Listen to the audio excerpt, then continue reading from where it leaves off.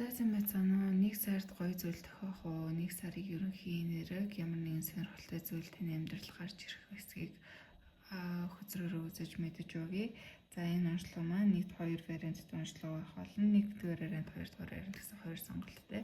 Вариант сонгохын хувьд бол та өөрийнхөө дотоод сонь сонсоод хамгийн түрүүнд бодогдсон вариантыг сонгох юм уу? Аль эсвэл хоёулын сонсомоор байвал хоёулын сонсож болно шүү. За энэ сард ямар нэгэн гоё онцгой зүйл тохиох уу? Сарын ерөнхий нэрэг ямар байдалтай байх вэ? За 1-р вариант, 2-р вариант. За 1-р вариантаас эхлэе.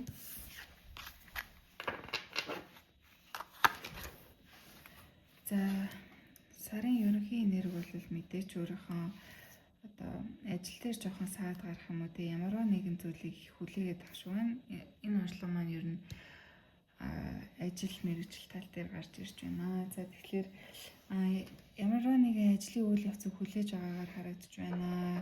Одоо өөрийнхөө тэрсэн үр шимжээл эсвэл үр шимээ хурах ч юм уу те, аль эсвэл ажлаас ямар нэгэн урамшуул олох ч юм уу тэр зүйлийг хүлээгээд байгааг харуулж байна. Хүлээгээд тэр зүйлийг гээд хизээ хүртэх болоо гэсэн энэ эрхтэй байгааг харуулж байна. За илүү дэлгэрэнгүй харъя. 3 карт уншлагыг.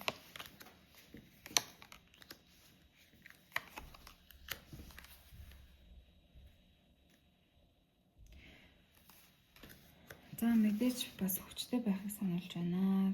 Хүчтэй бас өөрөө энэ дээр их хөвчлэн дийлэнх нэмэгтэйчүүд маань үзэж байгаа юм шиг байна.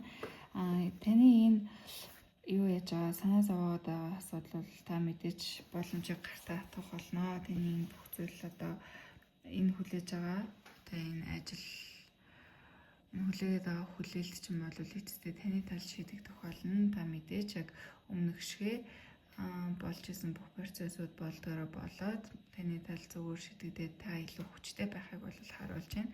За тэгээд дараа ерөнхийдөө бол энэ нэг сарын нэрэг маш тайван байхаар харагдаж байна.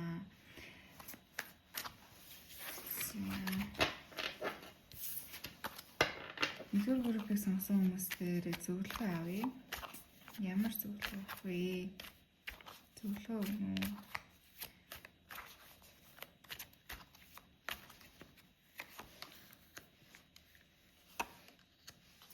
Хил амнаас болгоомжуулж өөрийнхөө эмоцтой хит автагтаас болгоомжлохыг анхааруулж байна.